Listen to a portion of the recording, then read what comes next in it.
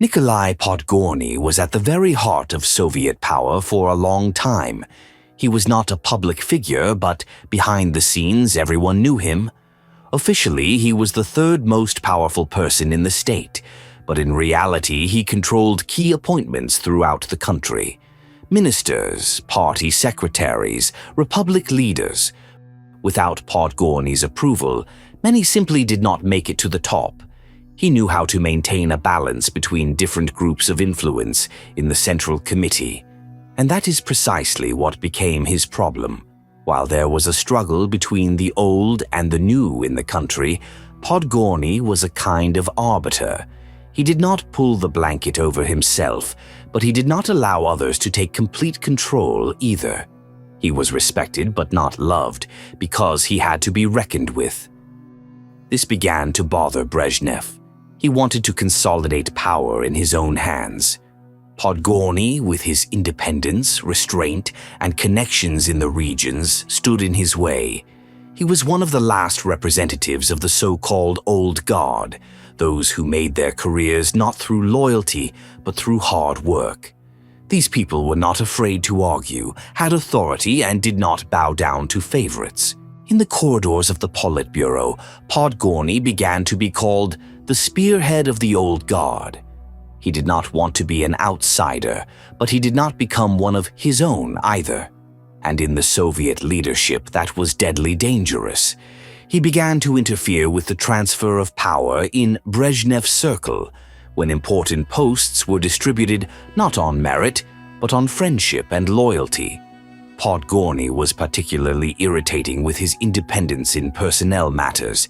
He could block a candidate even if the General Secretary himself actively promoted them. This was the last straw. Formally, he remained within the bounds of party discipline, but within the system they had already begun to zero him out. His proposals were ignored, he was not included in delegations, and his name began to be gradually erased from the minutes. All this was done quietly, without unnecessary fuss. No one wanted conflict, but everyone understood that it was time to get rid of Podgorny. This was a unique case in the history of the USSR. The third most powerful man in the state was effectively isolated without a single official statement. Podgorny had become inconvenient because he preserved the remnants of a system in which rules were important. But power was changing. Now rules were being replaced by personal agreements. And for this new reality, a man like Podgorny was superfluous. Nikolai Podgorny's removal looked as if he had decided to leave on his own. No scandal, no statements, no disputes. But in reality, it was a well-planned operation that came from deep within the apparatus of power. Brezhnev himself did not openly fight with Podgorny. He entrusted this to his associates, and they did everything quickly, quietly and coolly. The main organizers were three people: Mikhail Suslav, the party's chief ideologist; Andrei Kirilenko, Brezhnev's right-hand man on personnel matters; and Dmitry Ustinov, the future defense minister and the figure who controlled the security forces. These three acted as a single team. They were the ones who began to remove Podgorny from the system. First from the minutes, then from the meetings, and then from real power. At first glance, it seemed that everything was going as usual. But if you look at the documents, you can see that decisions that used to bear Podgorny's signature began to be issued without him. There is a transcript of the Politburo meeting where his name was crossed out right on the draft. This happened even before his resignation was officially announced. This means that the plan had already been agreed upon, without his knowledge. When a high-ranking person is removed from power, there is usually a lot of noise around it. Plenary sessions, official statements, discussions. But with Podgorny, everything happened differently. He was removed so quietly and smoothly that most people did not even realize what had happened. It was the first time in the history of the USSR that a person of such rank had been removed, literally behind the scenes, without unnecessary words. The newspapers simply published a short line saying that Nikolai Podgorny had been relieved of his duties due to health reasons. No photos, no details, not even words of gratitude. Although he was not just some functionary, he was the chairman of the Presidium of the Supreme Soviet of the USSR, formerly the head of state. There were no medical certificates, official diagnoses, or hospitals. No one recorded any serious deterioration in his health either. He even continued to go for walks, meet people, and looked cheerful. But the party leadership had already decided. Podgorny was leaving. No discussions, no plenums, no votes. They simply crossed him off and forgot about him. Brezhnev, as always, preferred to stay on the sidelines. He did not make any sudden moves, but it was he who gave the go-ahead for his entourage to take action. Everything was done with Soviet precision, on the right day with the right words, without any possibility of resistance. Even Podgorny's closest associates learned of his departure only after everything had been decided. Interestingly, no one in the Politburo objected. Not a single person asked why the third most powerful man in the state was disappearing without explanation. Everything had been agreed upon in advance. Before Podgorny's resignation was formalized, key members of the Central Committee and the Politburo received personal phone calls. The caller was none other than Mikhail Suslav himself, the party's chief ideologist and the Kremlin's Grey Cardinal. His task was simple: to make sure that no one said a word too many. The phrase was short and harsh: no comments. Not in the corridors, not in the field, not in the press. And no one dared to disobey, because disobeying Suslav meant putting an end to one's political career. He did not shout or threaten. He simply made it clear that resistance was futile. At the same time, a diversionary operation began.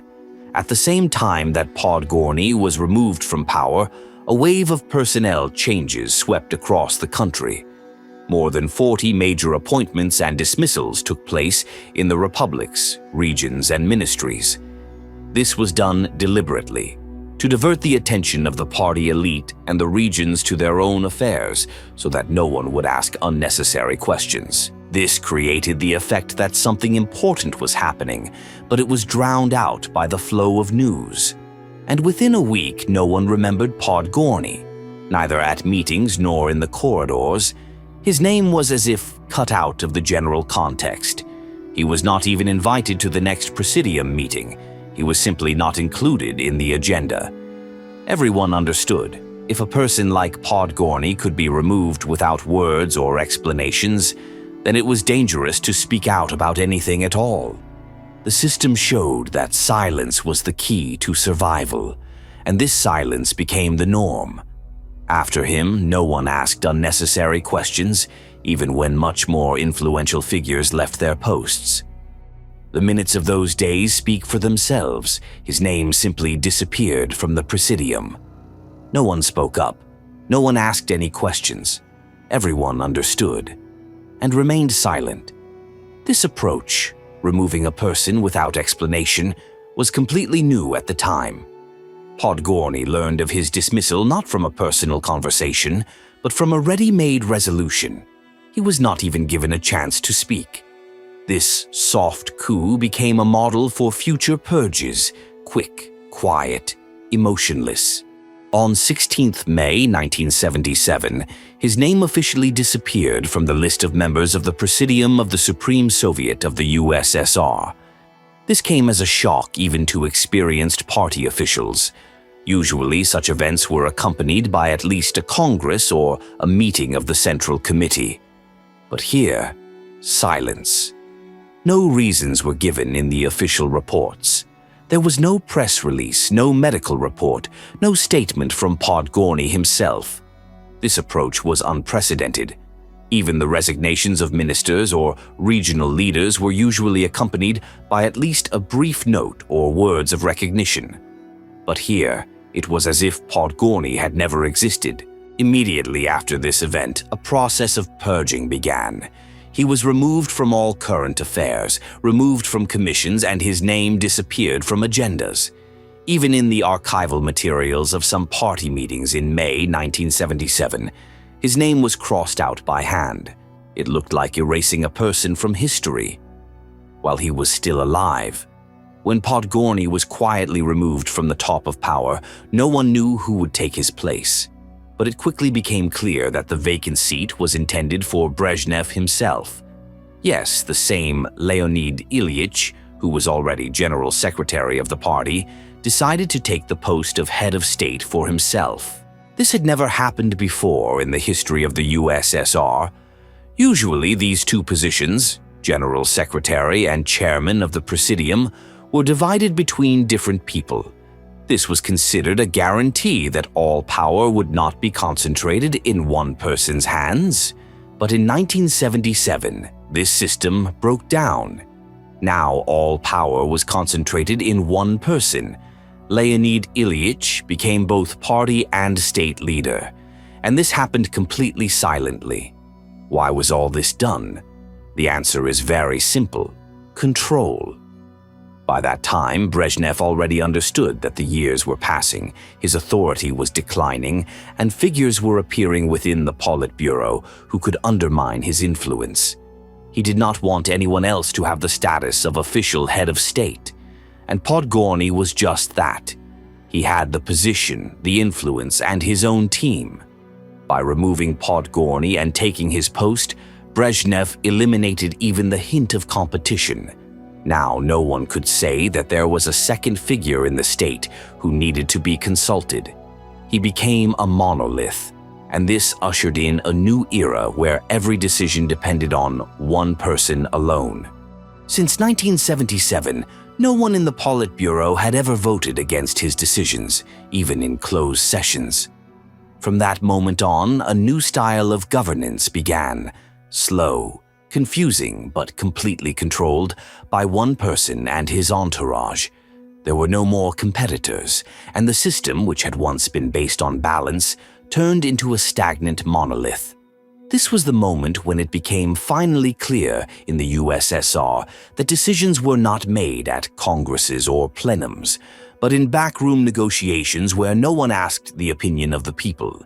But when a person leaves a high position, especially one such as head of state, they retain certain privileges, respect, a pension, the opportunity to participate in public life.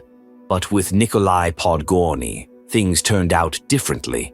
He was not simply removed from office, he was isolated from everything he had been involved with for decades.